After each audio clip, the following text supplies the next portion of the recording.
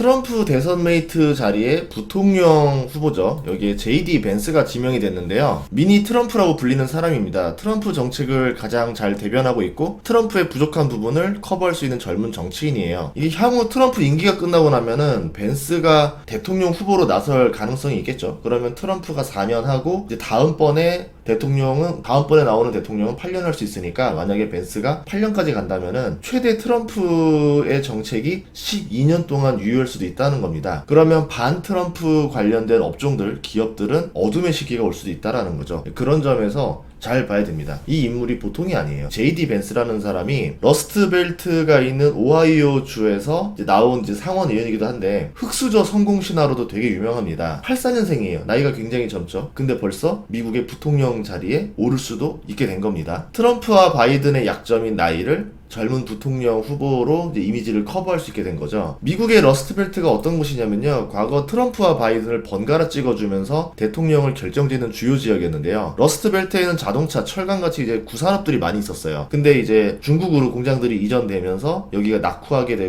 노후하게 되고 많은 실업자들이 나오고 경제적으로 어려워졌었죠. 그래서 어떻게 보면 좀 많이 한이 서려 있는 자리이기도 합니다. 그 자리에서 트럼프가 과거에 대통령 될 때 미국을 위대하게, 중국을 때리고 자국의 산업의 경쟁력을 강화시키는 이런 전략들을 추구했었는데, 그 덕분에 러스트벨트에 있는 표를 가져올 수 있게 됐었죠. 트럼프의 이번에 아예 오하이오주 상원 의원인 벤스를 부통령 후보로 앉혔기 때문에 이 지역의 표를 트럼프가 가져올 가능성이 더 높아졌습니다. 트럼프의 대통령 당선 가능성이 많이 높아졌다. 이번에 대통령 4년 하고 어쨌든 벤스가 만약에 8년 정도 하게 되면은 이 러스트벨트를 챙겨주게 될 거 아니에요. 그러면 러스트벨트를 챙겨줌으로 인해서 어딘가는 피해를 보는 지역이 나와야 되겠죠. 썬벨트가 될 수도 있을 거고 중국이 될 수도 있을 겁니다. 그래서 어떤 업종이 수혜를 볼 거고 어떤 업종이 피해를 볼 건지를 어느 정도 예상해 볼 수도 있겠죠.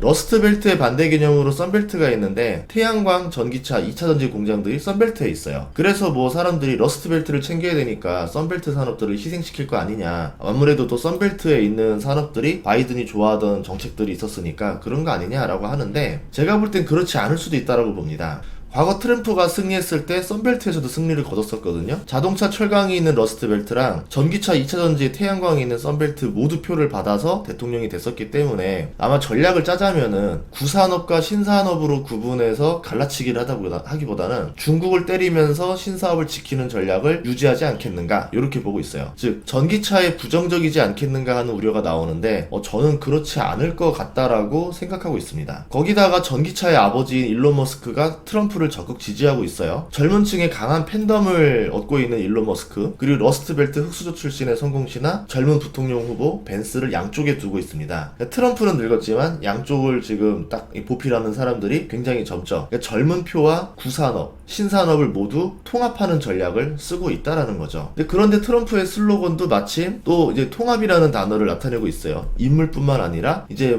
말도 통합을 한다 이러면서 중도표를 자신에게 끌어오고 있는데, 트럼프가 저번에 한번 선거에 졌었잖아요. 그거에 대해서 이제 수정을 한 거죠, 전략을. 과거에 강한 발언으로 인해서 거부감을 느꼈던 중도표 이탈이 되게 많았었습니다. 그래서 이번에는 통합 정신을 나타내면서 중도표들에게 안심하라는 메시지를 던지는 거죠. 그렇게 해서 중도표를 가져오게 되면은 트럼프는 이제 더 인기가 많아지겠죠. 여기에 피격 사건까지 있었었는데 마침 또 뒤에 성조기가 있는 상태로 사진을 찍었어요. 트럼프 열기가 굉장히 거세졌습니다. 실수만 안 하면은 당선되지 않겠느냐, 이제 이렇게 보고 있거든요. 민주당은 이제 트럼프나 벤스가 실언이나 실수하는 기회를 얻어야 되는데, 벤스도 강경 발언을 하는 스타일이기 때문에 미니 트럼프라고 불립니다. 바이든도 이번에 벤스랑 트럼프는 그냥 복제인간이다 이렇게 표현할 정도로 그냥 벤스 자체가 트럼프다라고 말을 하고 있거든요. 실제로 벤스가 원래 2016년에는 트럼프 보고 히틀러라고 이렇게 뭐라고 좀 했었던 적이 있었는데, 나중에는 몇 년 뒤에 찾아가서 잘못했다고 말하고 거의 트럼프의 정책을 주장하고 있고, 트럼프를 이제 후보로 데려와야 된다, 대통령 후보로 데려와야 된다 이런 거 주장하면서 친 트럼프 인물로 불렸었는데, 이번에는 부통령 후보까지 올라가게 됐던 겁니다. 뭐 이제 불안하겠죠, 민주당 입장에서는. 그래서 부통령 후보로 벤스가 낙점되자마자 해리스 부통령이 맞짱 토론을 제안해요. 틈을 만들어 보겠다는 전략이죠. 어차피 여기서 실패한다 하더라도 민주당은 손해볼 게 없어요. 그리고 해리스가 잘못한 거기 때문에 바이든 입장에서는 꼬리 자르기도 할 수 있는 겁니다. 참고로 벤스는 벤처캐피털 출신이에요. 그래서 실리콘밸리 사람들이랑도 굉장히 친합니다. 트럼프랑 다르게 민주당 텃밭 인사들을 포용할 수도 있는 거죠. 벤스는 스타트업 출신을 대변하는 발언들을 많이 하는데 빅테크에 대한 규제가 필요하다고 말을 해요. 빅테크가 독점을 하고 이로 인해 새로운 스타트업들이 성장을 방해하고 있다, 이렇게 말을 하거든요. 만약 캘리포니아에서 공화당을 선택한다면은 민주당은 이번에 상당한 타격을 받게 됩니다. 뭐 그럴 리는 거의 없겠지만 만약에 그렇게 된다 그러면은 진짜 한동안 민주당의 강한 약세가 예상될 수 있겠죠. 그러면 벤스가 대통령 될 가능성까지도 열려 있다라 봐야 됩니다. 벤스는 과거부터 지속적으로 빅테크에 대해서 이제 규제의 필요성을 계속 말했었어요. 뉴스들을 보면은 트럼프 재임 시절에 트럼프도 빅테크에 대해서 굉장히 많은 비판을 했었습니다. 과거에 페이스북, 트위터, 유튜브가 트럼프 계정을 정지시켰던 적도 있었거든요. 그때 선거철에. 그래서 트럼프가 이제 뭐 페이스북이랑 트위터, 구글 상대로 검열 및 표현 자유 침해로 이제 소송을 제기했던 적이 있었는데, 뭐 그만큼 빅테크와의 사이도 안 좋은데 벤스도 안 좋다라는 거죠. 그런 점에서는 빅테크는 조금 피해를 볼 수도 있는 거 아니냐, 이런 우려가 나올 수도 있다라는 거예요. 벤스가 예전에 그 섹션 230이라고 개정안을 주장했었는데요. 섹션 230이 뭐냐면은 플랫폼은 사용자가 생성한 컨텐츠에 대해서 법적 책임을 지지 않는다는 거죠. 예를 들어서 우리 지하철역에서 살인사건이 벌어졌는데 지하철역이 무슨 잘못이 있습니까? 사람들이 잘못인 거지, 이런 거죠. 근데 그렇게 하기 위해서 안전장치를 한다던가 뭔가를 해줘야 되지 않느냐. 근데 이제 이거를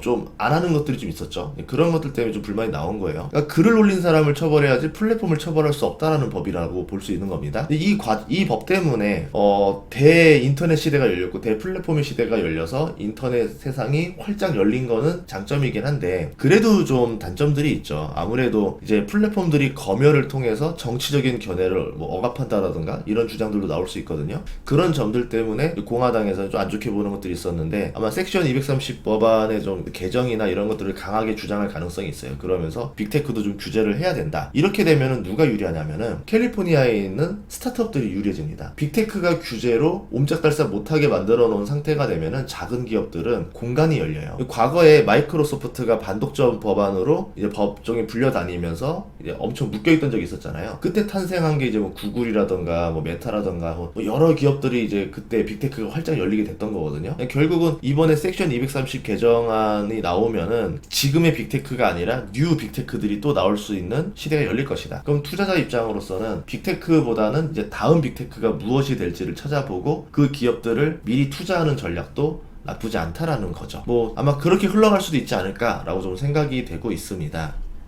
또 최근 들어서 AI 관련된 관심이 꺼지고 트럼프 대선주로 좀 관심이 옮겨가고 있는데요. 그런데 공약과 정책이 예상은 되지만 실제로 당선 이후에 주가가 안 움직이는 경우도 있고요. 뭐 과거에 바이든 대마 관련주는 뭐 올라다가 떨어지면서 밈주로 끝났고요. 친환경 관련주 같은 경우는 IRA 때문에 친환경 중에서도 수혜를 보고 주가가 엄청나게 올라간 종목들도 있는데, 그렇지 않고 실적 없이 그냥 친환경이니까 얘도 좀 가능성 있지 않겠어요 했던 것들 많잖아요. 뭐 비건 음식들 뭐 아니면은 뭐 플라스틱 주식들 뭐 이런 것들 보면은 120분의 1 토막이 나던가 상장 폐지되거나 뭐 이런 것들 되게 많습니다. 뭐 전기차 관련된 것들 중에서도 전기버스 만드는 회사도 상폐당했었고, 뭐 지금 리비안이나 루시드 같은 경우도 뭐 수혜를 본 게 아니죠. 결국은 주가가 지금 많이 내려와 있잖아요. 그런 것들을 봤을 때 우리가 이제 뭐 수혜주를 고른다 하는 게 무조건 이 업종은 무조건 수혜주야 이게 아니라 결국은 실적을 기반하는 주식이냐 아니냐를 보고 수혜주를 판별해야 되지 않을까 싶습니다. 제일 우려되는 게 지금 트럼프 관련주라고 해서 어제 40% 올랐던 DJT가 있거든요. 이거 매출도 없고요. PBR도 30배 정도 돼요. 그러니까